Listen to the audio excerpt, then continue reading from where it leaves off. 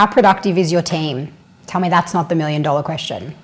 In my opinion, a way that you can stay on top of this and make sure that your team is performing at their most effective and their most efficient time-wise is by encouraging them, or even setting it as a KPI, that they conduct a time audit at least once a quarter. The way I'd advise doing this is looking at the screen time on their phones and seeing what apps it's telling them they're using, telling them to set up something called rescue timer on their computer, which will actually track what they're doing and how much time they're spending on each thing.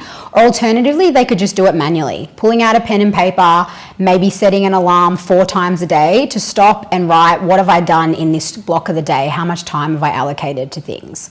I don't necessarily think you should ask them to give you the results of this, because I think it can make people feel very like big brother, very watched and not trusted. So what I would be advising is empower and advise them to do this task, and then ask them to come back to you with something they learned as a result of doing it. One thing they're going to do different, or one thing they've observed about their own working patterns.